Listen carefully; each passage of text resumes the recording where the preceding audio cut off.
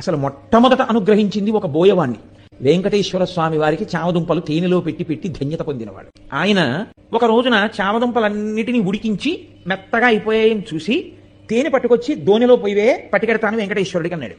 ఆవిడ చూసింది తేనె అయిపోయిందండి భార్య. ఆయన అన్నాడు, రా మన ఇద్దరం వెళ్ళి తేనె పట్టుకొద్దాం. పట్టి కొడుకుని పిలిచి అన్నాడు, రే నువ్వు ఈ చామదుంపలు జాగ్రత్తగా చూస్తుండు, నేను అమ్మ వెళ్ళి తేనె పట్టుకొస్తాను. అలాగే నాన్నగారండి అన్నాడు. వాడు కూర్చున్నాడు. బోయవాడు భార్య పక్కన ఉన్న అరణ్యంలోకి వెళ్ళారు తేనె కోసం. చేసి తేనె పట్టుకుని వచ్చాడు ఆయన. ఆయన వెంకటేశ్వరుడితో కలిసి తింటాడు. అందుకని ఆ తేనె పట్టుకుని వచ్చే లోపల ఈ పిల్లవాడికి ఆకలిసింది.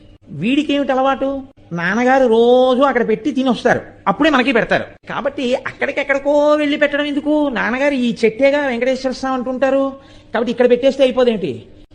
ఈ పిల్లవాడు నమ్మాడు, ఉన్నాడు అక్కడ ఈశ్వరుడని. తినేశాడు చెట్టు రూపంలో ఈశ్వరుడు. తినేస్తే తండ్రి వచ్చాడు, వీడు మిగిలినవి తినేశాడు. స్వామికి పెడితే తినేచ్చుగా, తినేశాడు వాడు. తండ్రి వచ్చాడు, ఏవిరా చామదుంపలు అన్నాడు.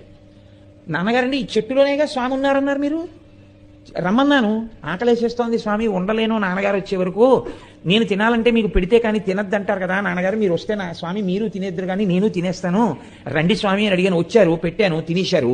తండ్రికి ఎక్కడ లేని కోపం వచ్చింది. చెట్టుకు పెట్టావా, తిన్నాడా వెంకటేశ్వరుడు. ఆయన అమాయకత్వం ఆయింది. ఎంత పనిచేశావురా అని ఆ చేతిలో కత్తి ఒకటి పట్టుకుని వెళ్ళాడు ఆయన. ఆ కోపంలో ఒళ్ళు తెలియకుండా కత్తి ఎత్తి పిల్లాన్ని కొట్టబోయాడు.